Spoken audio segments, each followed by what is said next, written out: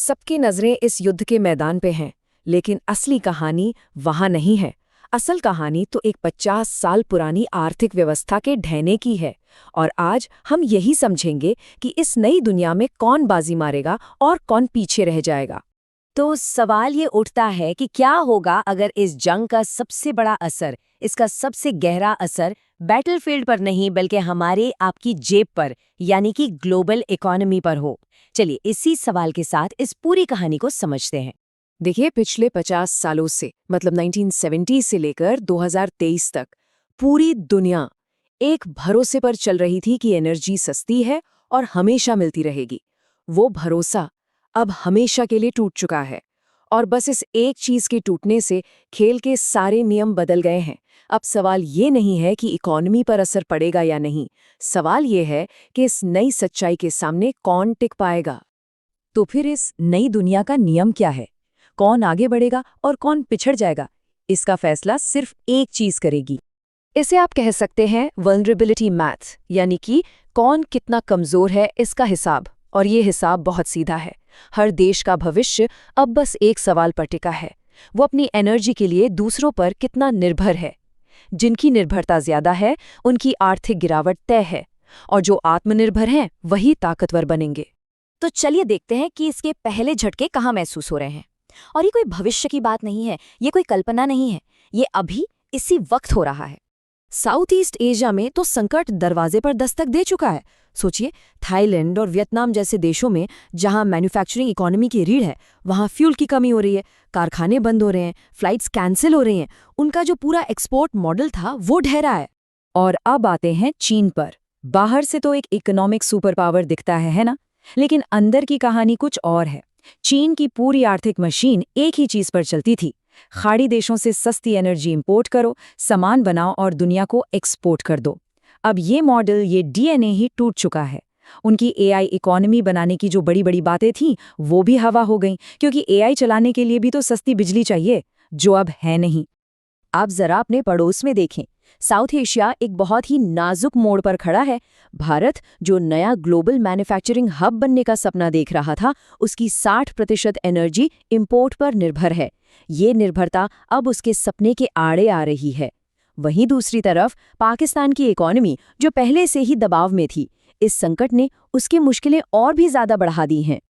अच्छा, इससे पहले कि हम दुनिया के दूसरे हिस्सों का जायजा लें, एक छोटी सी बात। अगर ये एनालिसिस आपको काम का लग रहा है तो एक सेकंड निकालकर लाइक और सब्सक्राइब जरूर करें। और अगर आप इस पर और गहराई से चर्चा करना चाहते हैं तो हमारे चैनल पेज पर फ्री व्हाट्सएप ग्रुप का लिंक है, उसे भी ज्वाइन कर सकते हैं। चलिए अब दुनिया के नक्शे पर दूसरी तरफ चलते हैं, पश्चिमी गोलार्ध और अफ्रीका की तरफ, जहां हमें किस्मतों का एक बिल्कुल अलग ही खेल देखने को मिल रहा है। अफ्रीका के लिए ये संकट एक मानवीय त्रासदी में बदल सकता है। देखिए ये होता कैसे है, स्टेप बाय स्टेप। पहले ग्लोबल सप्लाई चेन टूटती है, फिर फर्टिलाइजर और ट्रांसपोर्ट का खर्चा आसमान छूने लगता है। इसके बाद खाने पीने की चीज़ों का इंपोर्ट महंगा हो जाता है और उसकी राशनिंग करनी पड़ती है। और इसका जो आखिरी सबसे भयानक नतीजा हो सकता है वो है अकाल। अब बात करते हैं अमेरिका की। पश्चिमी गोलार्ध मतलब पूरा का पूरा अमेरिका महाद्वीप किसी प्राकृतिक किले की तरह है। क्यों? क्योंकि उनके पास तेल, गैस, खेती, मिनरल्स सब कुछ है। वो आत्मनिर्भर है। इस टूटती हुई दुनिया में ये एक बहुत बहुत बड़ा एडवांटेज है। लेकिन अमेरिका की इस ताकत के पीछे एक बहुत बड़ी, बल्कि कहें तो दुनिया की सबसे बड़ी कमजोरी छिपी है। और वो कमजोरी है ये नंबर, $39 ट्रिलियन। ये है अमेरिका का सबसे बड़ा राज, पेट्रो डॉलर सिस्टम। होता ये है कि खाड़ी के देश अपना तेल सिर्फ और सिर्फ डॉलर्स में बेचते हैं, फिर उन्हीं डॉलर्स को वापस अमेरिका के कर्ज में लगा देते हैं। इसी साइकिल की वजह से अमेरिका की इकोनॉमी टिकी हुई है।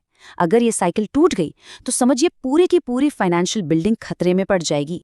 और अब आते हैं इस कहानी के सबसे बड़े ट्विस्ट पर।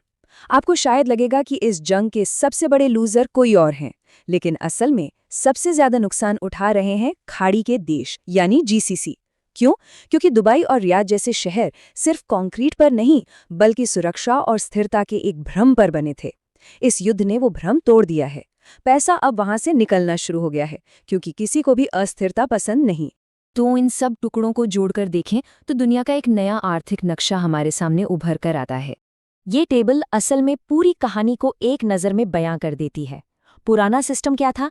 पश्चिम कंज्यूम करता था, पूर्व प्रोड्यूस करता था और सब कुछ ग्लोबल फ्री ट्रेड पर चलता था। लेकिन अब वो दौर खत्म। नए युग का मंत्र है लोकल सप्लाई चेन, आत्मनिर्भरता और रिसोर्स की आज़ादी। जिसके पास अपने रिसोर्स हैं वही सिकंदर होगा।